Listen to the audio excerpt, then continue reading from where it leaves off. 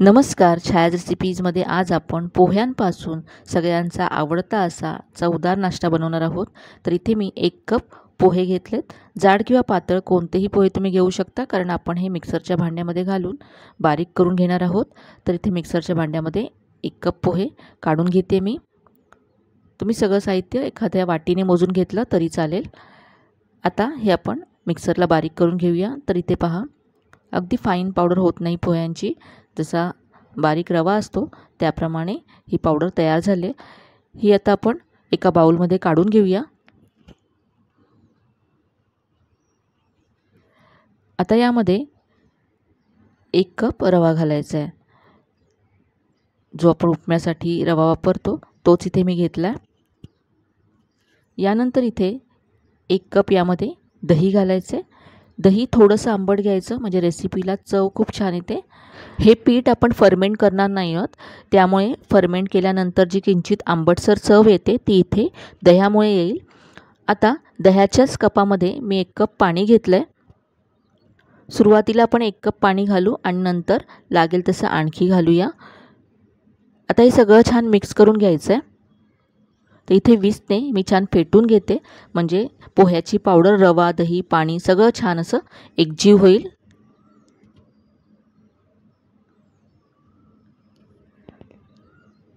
तर हे छान असं एकत्र झालं आहे. आता यावरती झाकण ठेवायचं आहे आणि हे 15 ते 20 मिनटं असंच बाजूला ठेवून द्यायचं आहे, म्हणजे यामध्ये जो रवा आहे तो छान फुलेल.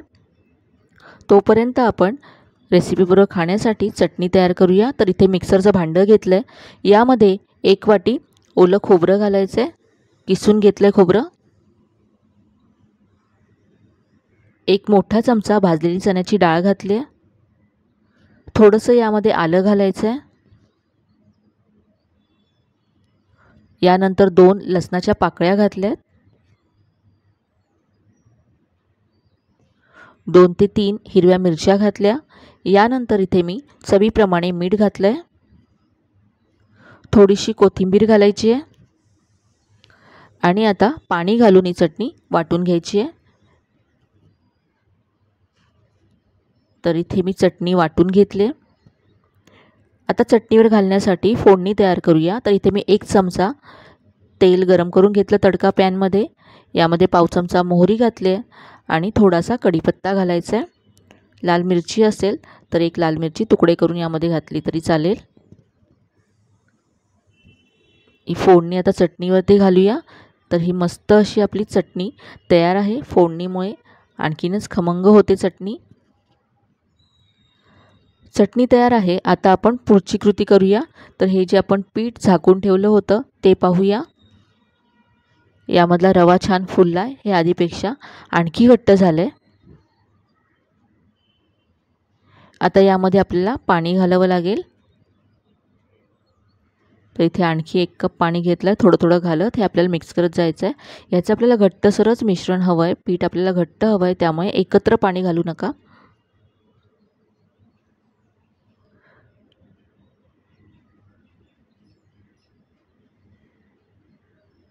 सगळं 1 कप पाणी घातलं आहे मी.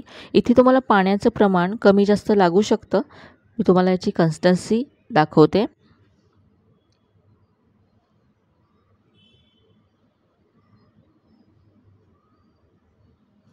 तर यामध्ये मी 1.5 कप पाणी घातलं. आधी 1 कप आणि आता अर्धा कप असं 1.5 कप पाणी घातलं आहे. आणि याची कन्सिस्टन्सी पहा, हे असं आहे. यापेक्षा पातळ करू नका, हे आपल्याला असंच घट्टसर हवं आहे.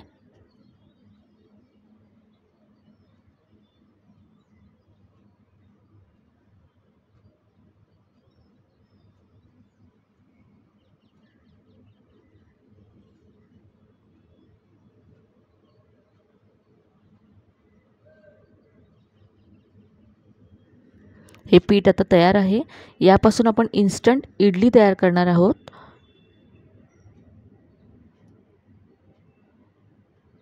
यामध्ये मी मीठ घातलेलं नाही आहे, तर इथे मी चवीप्रमाणे मीठ घालते आहे. मीठसुद्धा मिक्स करून घेऊया.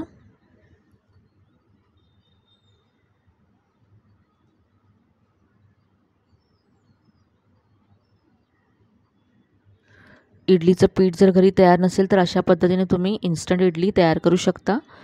इथे आता मी इडलीचं भांडं घेतलं आहे, याला तेलाने ग्रीस करून घेऊया। पोहे आणि रवा यापासून खूपच मस्त अशी ही इन्स्टंट इडली तयार होते आणि चवीला सुद्धा खूप छान लागते।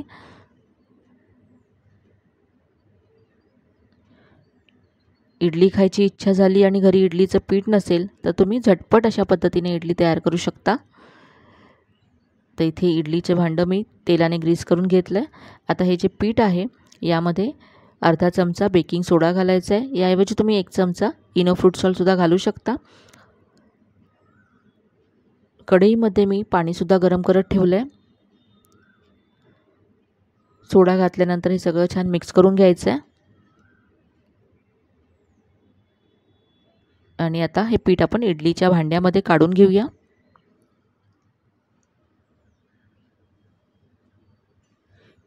इथे मी इडलीचं भांडं भरून घेतलं आहे। आता हा इडलीचा मोल्ड आपण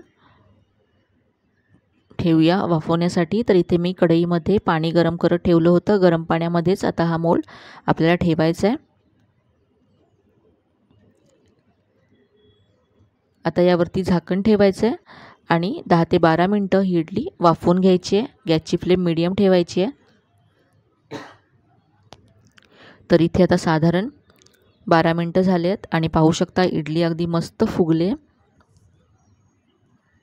आता आपण गॅस बंद करूया आणि ही इडली थंड करून घेऊया। इडली थंड झाली, थंड झाल्यानंतरच आपल्याला ही काढून घ्यायची आहे।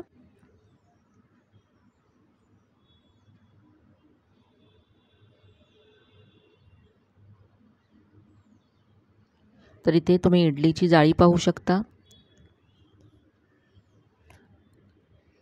अगदी जाळीदार अशी हलकी फुलकी इडली या रेसिपीने तयार होते। सगळ्या इडल्या इथे मी काढून घेतल्यात आणि आपण जी चटणी बनवली त्याबरोबर सर्व केल्यात। तर या साहित्यामध्ये माझ्या 16 इडल्या तयार झाल्या।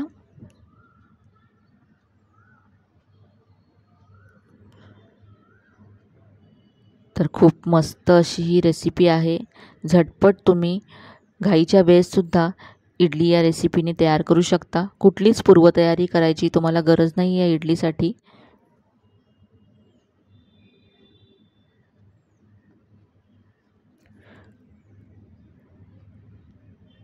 नाश्त्यासाठी, मुलांच्या टिफिनसाठी खूप छान अशी रेसिपी आहे।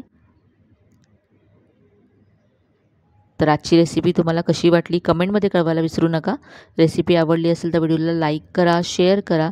चॅनलला अजून सबस्क्राईब केलं नसेल तर नक्की सबस्क्राईब करा। चला तर मग पुन्हा भेटूया अशा छान छान आणि नवीन नवीन रेसिपीसह। तोपर्यंत धन्यवाद।